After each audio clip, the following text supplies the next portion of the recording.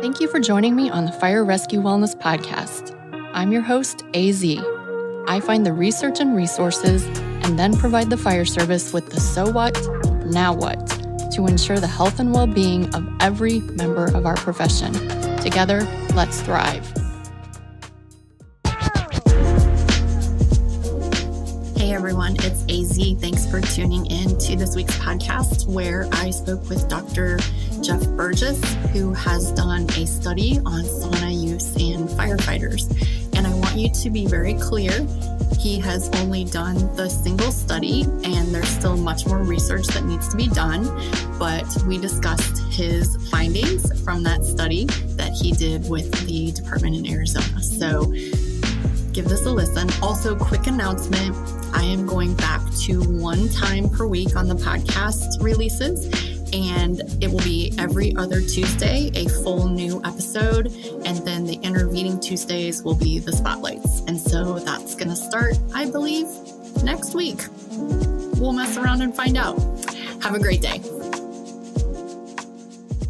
Hey listeners, it's AZ with the Fire Rescue Wellness Podcast, and I am joined today by Dr. Jeff Burgess. Dr. Burgess, can you say hello to my listeners? Hello, everyone. I am a very lazy podcast host, sir, and I make you introduce yourself, but I will give you some leading questions. You can answer them in any way you want, but I want to start with first, who is Dr. Jeff Burgess? Well, I'm a professor at the University of Arizona Zuckerman College of Public Health. My background is emergency medicine, medical toxicology, occupational medicine. And right now I do research with firefighters almost entirely and have been working with firefighters on collaborative research for over 30 years. Amazing, amazing. I want to know next, what sets your soul on fire? Well, I do really love my work, and I love working with firefighters, which therefore I'm very fortunate because I get to work with firefighters. And what we do is answer the questions that the firefighters have.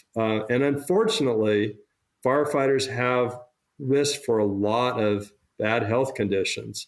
And so there's just a really important area of research to be able to carry out. And I think in general, sometimes firefighters, although they have a lot of questions, sometimes they don't ask great questions. And so my goal today is to ask good questions. My last get to know you question is, how are you changing the world? Well, we're working together with firefighters to answer research questions that they can then use to set their own policies. And so we've made great strides with that. Some of the work that we did with Tucson Fire Department, for example, a number of years ago, looked at putting engineers on air wearing their SCBA and doing on-scene washdown, both of which reduced the amount of hazardous chemicals that got into the body of firefighters. And now we've got some work that's about to come out on PFAS levels and what things you can do to reduce PFAS levels. So we're really excited about this and other research that we're doing that we can share with the fire service. I'm curious because I have no idea the answer to this question. What made you decide to do research in fire? Is there a family connection, or is there just some level of interest you have there? Well, I started working with firefighters on respiratory protection, like how good does their respiratory protection, and specifically the self-contained breathing apparatus, work. And we found that it worked really well. But when we were doing that research, I got interested in the exposures that firefighters have, learned more about it. And then when I was working at the University of Washington for a while, I was put in charge of looking at the annual screening or surveillance examinations that the firefighters there had. And we found that there was a reduction in certain lung function parameters. And so it was a bit of a mystery of what was causing it. And we kind of came down to at least part of it was not wearing SCBA during overhaul. And then after that, I came down here to back to University of Arizona and was working with a master's student, Dawn Bolstead Johnson, who was working with Phoenix Fire Department at the time. And she was interested in overhaul, and kind of it went from there. We found that if you didn't wear your respirator during overhaul, you had lung inflammation and were exposed to all sorts of bad things. So it just kind of grew from there, and worked with firefighters on all sorts of different topics, and then specifically on cancer risk since about 2015. And I think that I keep hearing your story. It's two different ways. Either it's there's a family member and that's why they're interested in fire, or maybe they were a previous firefighter, or they stumbled into it and never left. I think that that's incredible, and we thank you so much for the work you do for us. So our topic today, this was actually a special request from Megan Lautz, my friend, the Rescue RD, and special shout out to Dr. Brittany Hollerbeck for the introduction. I want to talk about sauna use in firefighters. And Megan has a very, very specific list of questions, but I'm going to try to nuance this a little bit to start at the very beginning. So let's start at the basics. Sauna. What is it and what does it do for the human body? Well, there's different type of saunas out there. So I grew up in Alaska and Washington, and the type that I remember when I was younger was, the usual one where you burn wood, right? And then you heat up some rocks and pour water on the rocks, and the room is hot and there's steam, and then you go out and jump in the snow or cut a hole in the ice and jump in the lake. So that's kind of the old style saunas, and they're obviously still out there. Then there are I'm not a sauna expert, despite this call today. I mean, I'll just mention that. We've done kind of one main study on saunas, and that used an infrared sauna. So that's a little different. The heating is kind of from infrared. And in that particular case, it's really meant to stimulate your sweating. And it functions differently, right? It's not that ambient heat, it's heat from the infrared. And therefore, those saunas will have probably different effects on your body than the standard saunas would have. So those are kind of the two main things. And the idea, again, is to stimulate sweating and ideally to excrete some of the chemicals that are in your body to reduce their adverse effects. And so in general, let's just talk humans. We're not even talking firefighters now. In general, humans come across chemicals in their day-to-day living their lives, and sauna use could help them excrete those chemicals. Is that a decent summary for the regular run-of-the-mill human? Well, I've really only done sauna studies with firefighters, so it's hard for me to provide much information on kind of sauna use in the general population. Certainly there are studies out there, but kind of stepping back a moment, it's really important to think about the type of exposures we get and what happens to those chemicals. So every chemical we have has its own what's called toxicokinetic properties.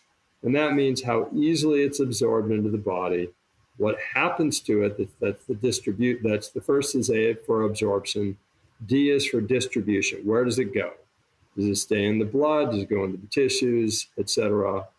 Then there's M for metabolism. Is it metabolized? If so, that's generally done in the liver. And then elimination is the last phase. How is it eliminated? Does it go out in the urine? Does it go out in the feces, etc.? So those ADME, initials or toxicokinetics are really important when you're looking at chemical exposures. Certain chemicals, and I'll give kind of two classes, we can compare them. So the first that we always see with any incomplete combustion, which is any fire that firefighters go to, are the polycyclic aromatic hydrocarbons, or PAHs. And those have been measured extensively. Those really leave your body generally within about 24 hours after a fire. So they're out of your circulation generally fairly quickly. Whereas another class of chemicals that firefighters are exposed to and that have higher levels than the general population, which we've shown, would be the PFAS, the per and polyfluoroalkyl substances, or forever chemicals. Those get into your body, but they're eliminated very slowly. So they stay in your body sometimes for many years. And so you can see that, if you're looking at the effects of saunas on these chemicals, it's going to vary a lot depending upon what type of chemical it is. We did our work specifically on PAH exposure.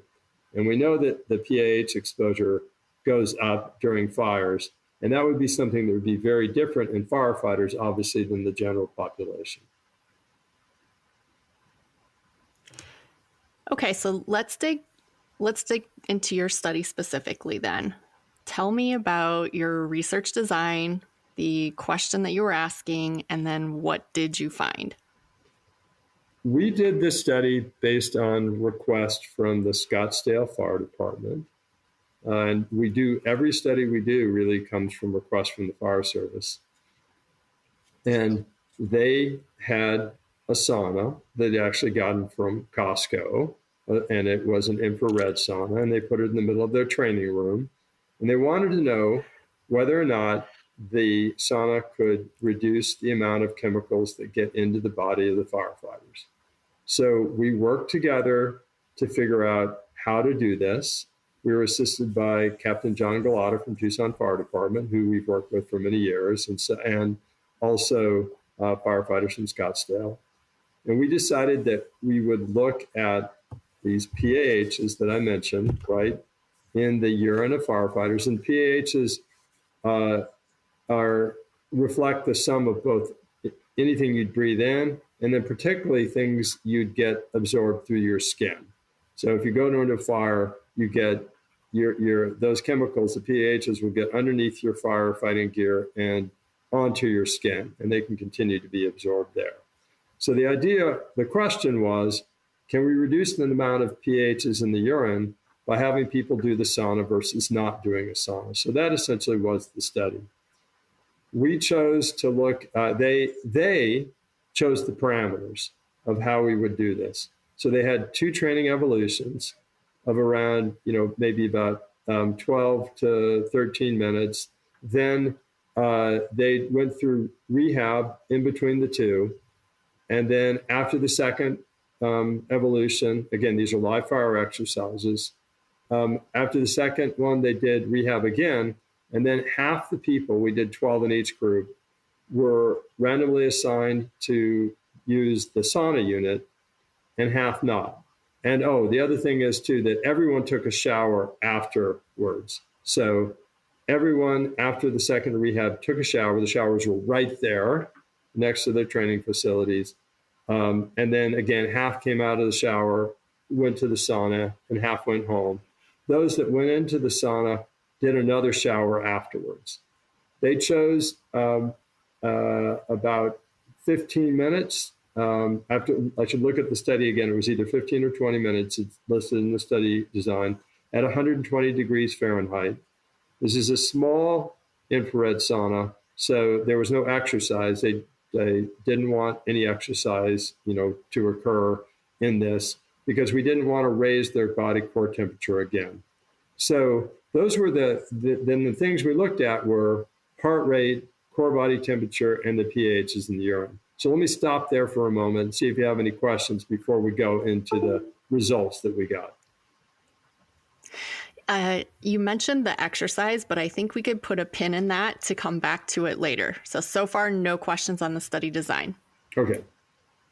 So first off, one of the things that we hope to avoid was another increase in core body temperature, because we've shown before, and others have as well, that every time you increase your core body temperature, it affects something in your body. So we looked at coagulation parameters. So if you increase your body temperature and then you cool it off again, you still have changes in your coagulation of your blood. It's more likely to coagulate, which could be a risk for someone, at risk who has existing cardiovascular disease. So, and the other thing that we worry about with the elevation of core body temperatures is some other folks had done studies where if you continually do that, it will affect your executive decision-making capacity, your thought process. And so we wanted to avoid that. And so we had the firefighters swallow these temperature probes. They could measure their core temperature. And we found that using these infrared saunas at the parameters I mentioned did not increase the core body temperature.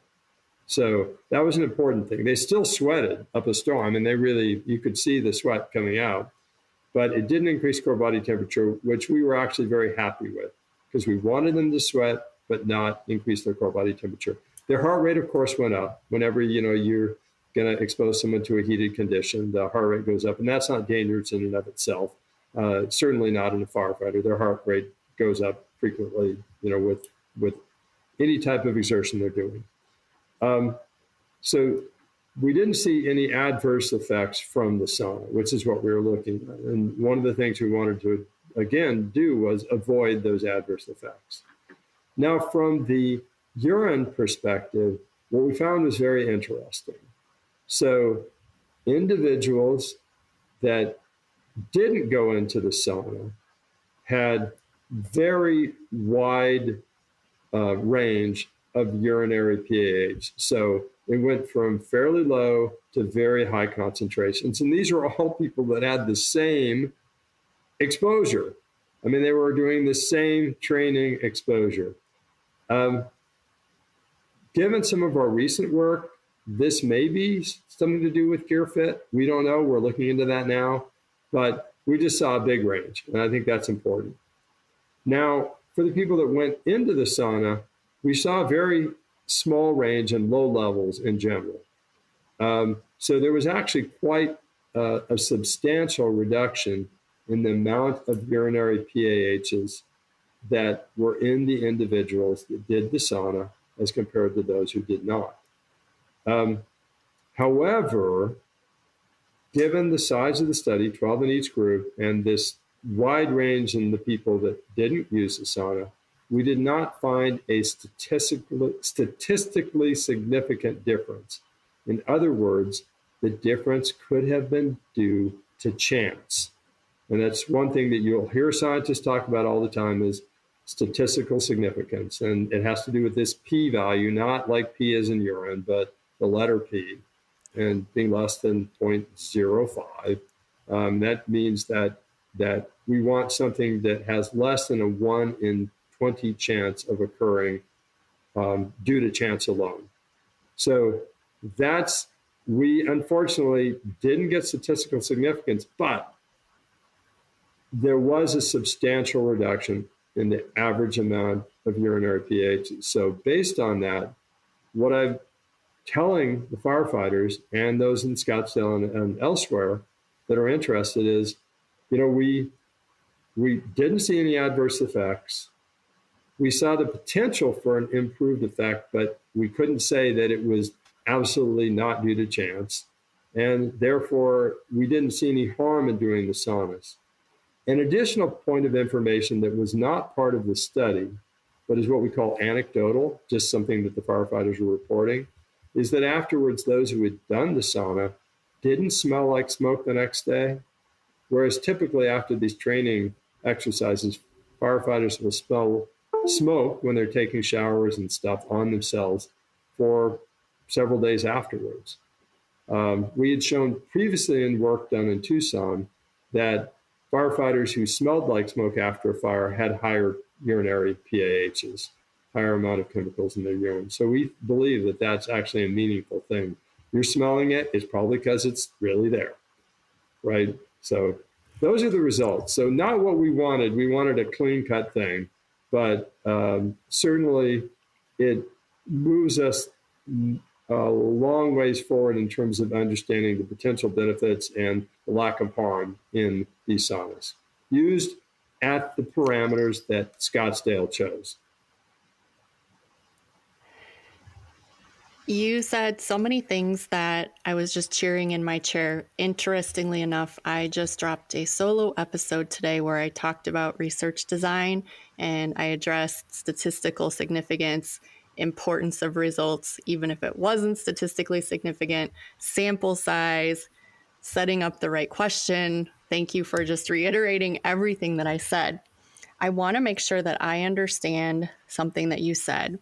The goal of the infrared sauna is to get the person to sweat without increasing their core body temperature. And the reason that we're concerned about increasing the core body temperature is that coagulation effect or impact. And so, can you speculate? I know your study was on infrared sauna, but can you speculate on risk versus reward of a department that has a traditional sauna with, as you said, the wood, the rocks, the steam, all of that stuff? Can you speculate on that? It's really hard to speculate on it without good research.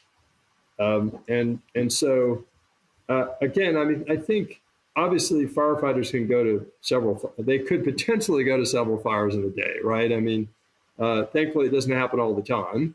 It doesn't happen that frequently, but it's increasing your core body temperature is not necessarily going to be harmful for people. I want to be clear on that. It's just that we're seeing effects that could be a problem in susceptible individuals. So there's increase in clotting tendency or coagulation that we saw in previous studies when we were heating firefighters up, and then doing active cooling, essentially putting their arms into buckets of cold water. We could actually reduce their core temperature really much more rapidly than just waiting. And so that was something that we showed years ago. But we did show again the fact that compared to their baseline, they still, even after they had the rapid cooling, had this increase in coagulation. So I'm not saying that those firefighters had harm, but again, if you had underlying significant cardiovascular disease, it could be an issue. So I don't want people to think that, again, that increasing your core body temperature is necessarily bad, because it does happen pretty frequently. But if you can avoid it and get the benefit, that's what you should go for. So that's, in my mind, you've avoided a potential hazard. So, based on our study, I could say that I felt like there was no evidence of any harm that could be done using the infrared sauna the way that Scottsdale and the way that we described it in our study was done. But we really don't have much information on traditional sauna use, whether it raises core body temperature and whether it would have the same potential benefit in reducing the PAHs. So you really need to study it. So and it's not even just, again, traditional versus infrared, but it's how long do you do it, at what temperature, right? And whether or not you have exercise. These are all things that could affect the results and would really need their own studies. And then finally, I'll just point out that this study was done in the ideal circumstance of having the infrared sauna right there in the middle of the training facility, right? So it was probably less than 50 feet from where they were doing their rehab and the showers to go into this. So it was incredibly quick. Whereas a standard response, I would say we say shower within an hour, right? You've all heard that. But if you actually talk with the firefighters, by the time they get back and take a shower, it's often greater than an hour. Something that you should still aim for. Sooner is better, but from actually leaving a fire scene and getting back and using a sauna, you're going to have more time for those chemicals to be kind of maybe in your pores or in your skin. And the sauna may not be as effective in that circumstance. So we really don't know in a true setting of community fires as compared to a training fire how much different our results would be, even using the same parameters. Dr. Burgess, to your knowledge, are there other labs working on sauna use in firefighters right now? There was a study I heard about in St. Paul, but I just heard yesterday, and again, this is all secondhand, that they haven't had that much in terms of study of incidents that met the parameters.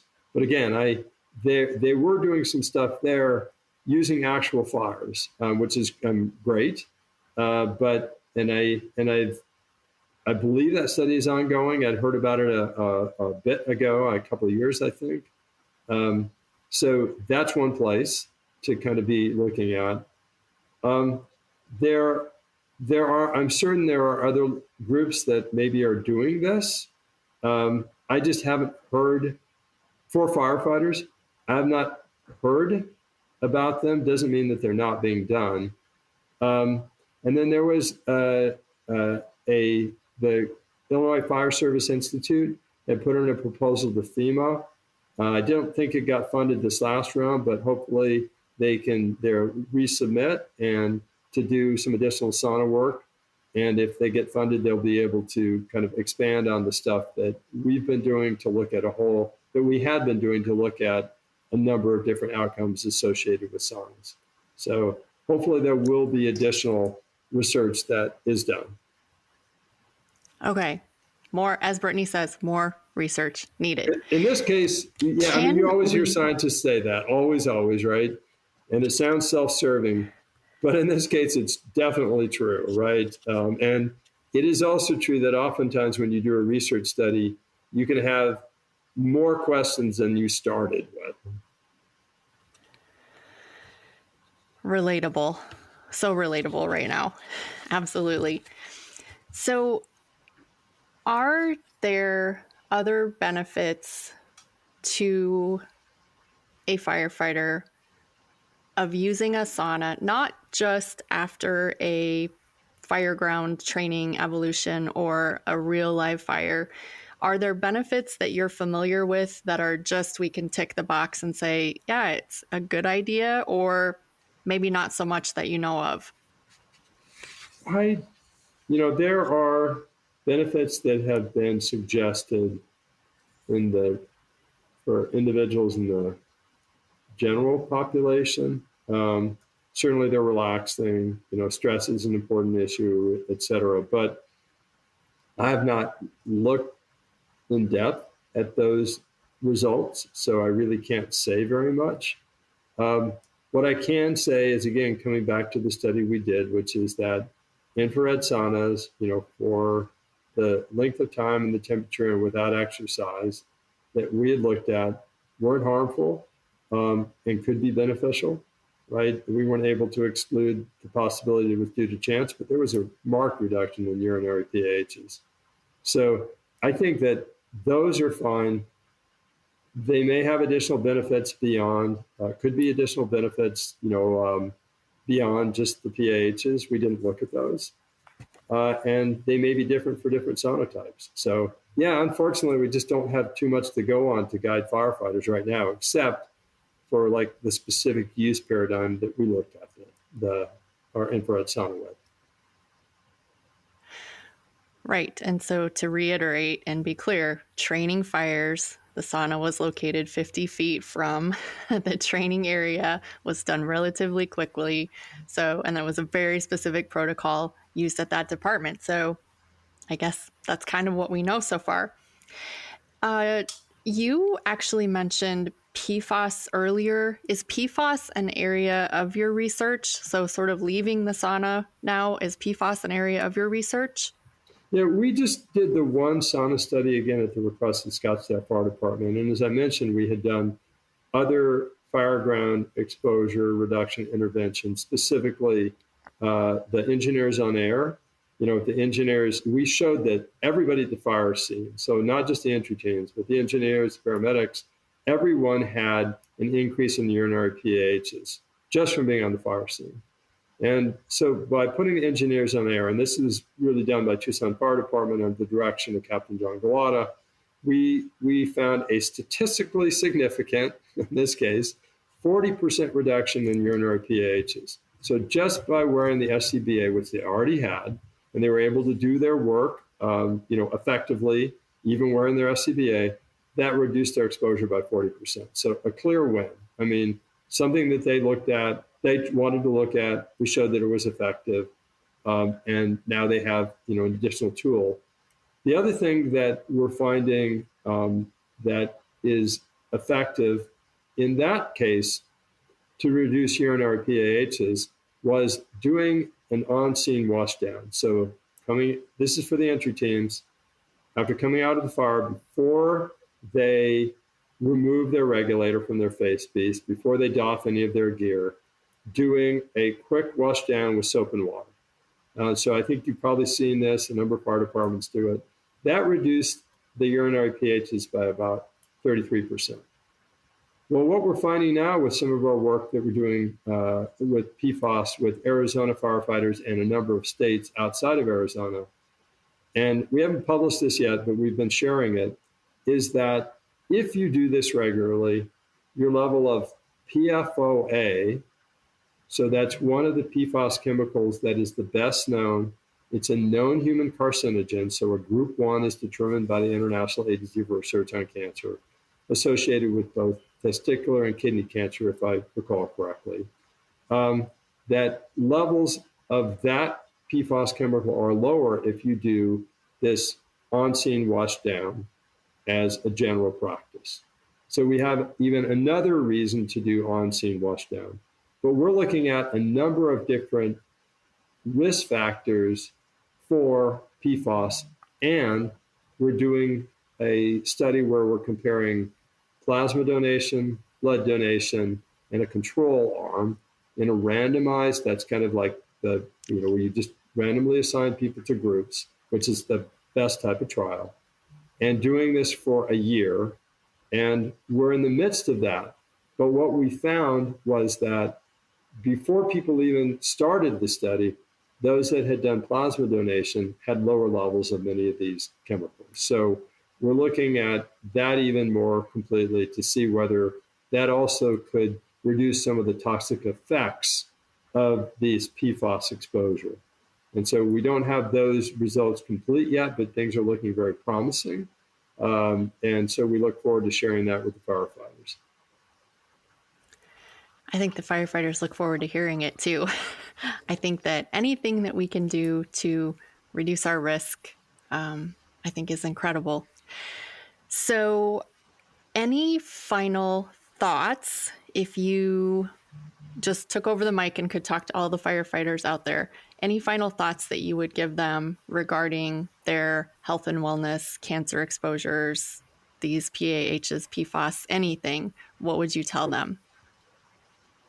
I think that the best way to approach this is to combine the general concept of exposure reduction with wellness aspects, like lifestyle things, exercise, good diet, good quality food, good sleep, and putting those things together.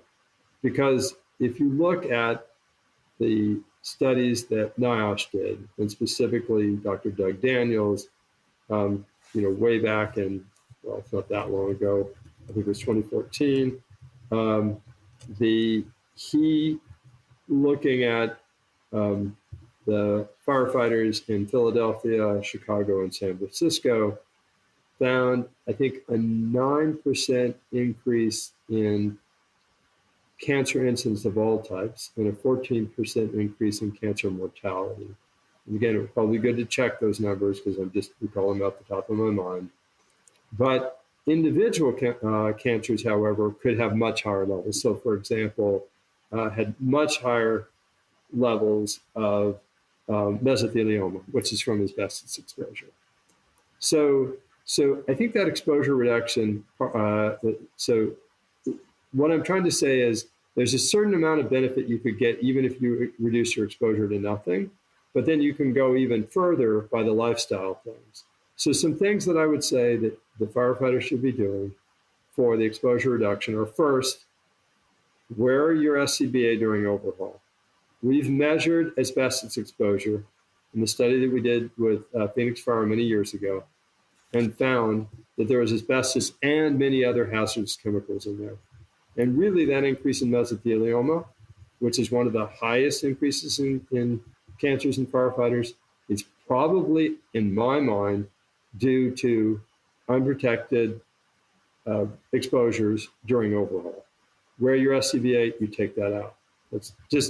That would be the first thing I would do if I was a fire department, really trying to get their firefighters to do that through education, right, and letting them know the importance of that. Then all the other things we talked about: on scene, wash down, right? The idea of cleaning your gear, because we've also found that if you're not cleaning your gear regularly, and particularly the hoods, then you're actually getting exposures from your previous fires on top of the ones that you're already going to. So keeping that clean, taking the shower, doing the shower as soon as you can get back. So all of those things are important. And then, exercise, keeping your weight into a good, range, good diets can all reduce your cancer risk substantially, and probably improving your sleep, will have some beneficial effect there too, in addition to benefits of a lot of other health conditions. So think about it as kind of an entire package, and the things that you can do as a firefighter to, control your own exposures and reduce your personal cancer risks. So I hope that wasn't too long, but that's kind of like what my general recommendations are. Again, things you can do on the job and things you can do off the job. And I think that comprehensive approach to it, understanding that we will have exposures, but to control those exposures to the greatest of our ability, and then do the things that protect ourselves. And then those upstream interventions, you said all the ones I love: sleep and nutrition and exercise. I don't know. I think it's great information. Any final thoughts? Otherwise, I think this is fantastic. It's great information about your study on the sauna use, and we can probably drop the mic unless you have a final thought. No, I've just, if firefighters have ideas for studies, they should talk to researchers, either that are near them, or, we do a lot of our studies through the firefighter cancer cohort study, and we're in many different states. So if firefighters are kind of interested in doing studies, reach out to those scientists, reach out to us, kind of let us know what you think might be effective, because those are the things that we should be studying, because those are things that firefighters are already interested in. So I think there's lots more good science to come, a lot of current research going on. And I think we're in a good time right now for learning more about what we can do to help reduce firefighter cancer risk and the risk of other diseases as well. I don't think I could say it better myself. Listeners, thanks for listening today. It is AZ and Dr. Jeff Burgess, and we are out.